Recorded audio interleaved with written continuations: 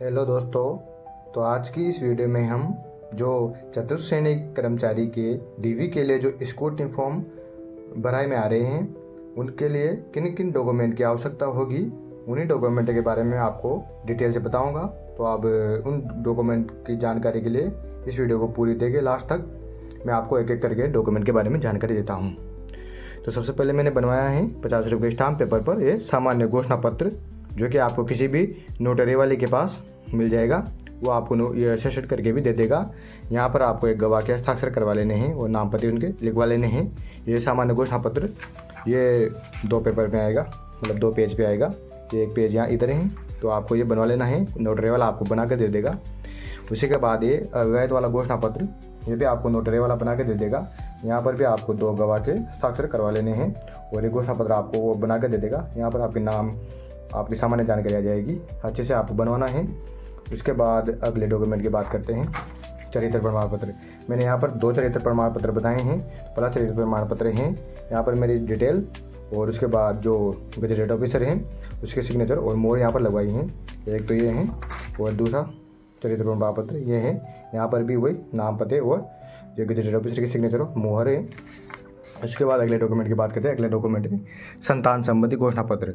तो जो संतान संबंधी घोषणा पत्र है सभी को बनाना है, सभी कैंडिडेट को बनाना है। मैंने भी बनाया है, मैं अवैध हूँ, तो आपको इस तरह से बनवा लेना है। और आपको यहाँ पर जो बच्चों की संख्या है वो 0 लिख देनी है बस।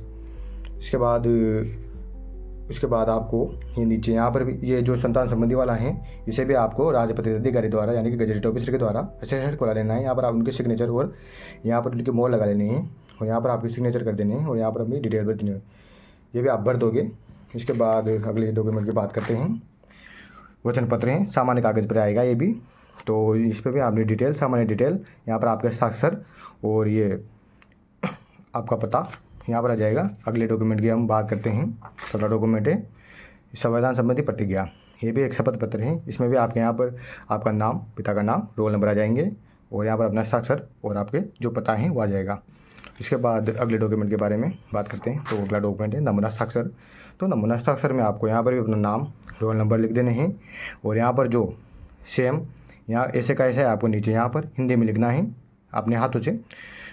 तो जैसे मैं ऐसे कैसा है खालिस्तान का अपना नाम आ जाएगा, यहाँ पर अपने पिताजी का नाम, उसके बाद रोल नंबर और ये फॉर्म कर जो आपने एप्लीकेशन नंबर है वो यहाँ पर आ जाएगा। सेम टू सेम आपको ये वाला यहाँ उतार देना है।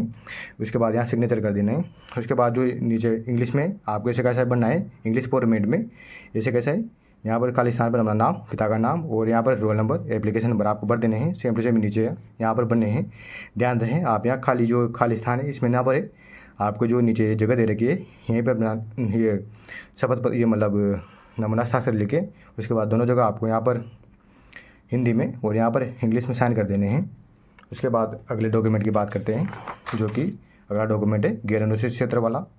ये भी एक सामान्य कागज़ पर आएगा। यहाँ पर ये भी नॉर्मल डिटेल आएगी। यहाँ पर अपने पिताजी का नाम, खुद का नाम। अगर आप गैर अनुसूचित क्षेत्र से हो तो गैर अनुसूचित क्षेत्र यहाँ पर आ जाएगा।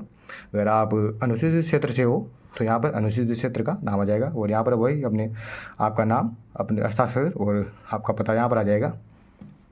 अगले डॉक्यूमेंट की अगर बात करते हैं तो अगला है, ये है सबसे इम्पोर्टेंट फॉर्म, अटेस्टेशन फॉर्म। तो इसको आपको भरते हुए बड़ी सावधानी से आपको ये बनना है। ध्यान रहे कि ये इंग्लिश में आपको बनना है पूरा और कैपिटल लेटर में, सभी जो भी जितने भी लेटर आएंगे सब कैपिटल आएंगे। ध्यान रहे। तो आप वीडियो को पॉज करके भी देख सकते हो मैंने कैसे बनाए हैं। तो सबसे पहले मैंने अपना नाम, सरनेम, रोल नंबर यहाँ पर लिख दिए हैं। अपने गांव का पता, यहाँ पर भी अपने गांव का पता मैंने यहाँ लिख दिया है। यहाँ पर मेरे पिताजी के बारे में जो जानकारी है वो यहाँ लिख दी है।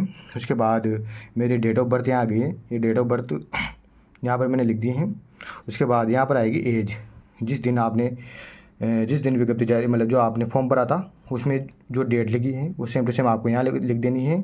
उसके बाद जो सी नंबर पर है एज ऑफ मेट्रिकुलेशन, वो है 10वीं। जब आपने 10वीं की थी तो उस समय आपकी एज कितनी थी वो यहाँ पर लिख देनी है। उसके बाद आपका वही सामान्य डिटेल पहले बर्थ वाली वो आपको यहाँ पर देनी है। उसके बाद अगर आप शेड्यूल कास्ट से हो तो यहाँ पर यस कर देना, नहीं हो तो नो कर देना। तो ये है फ्रंट पेज। यहाँ पर आपका आ जाएगा कलर फोटोज़, कलर वाला फ़ोटो आपको यहाँ पर लगा देना है। उसके बाद ये फला पेज हुआ, दूसरा पेज है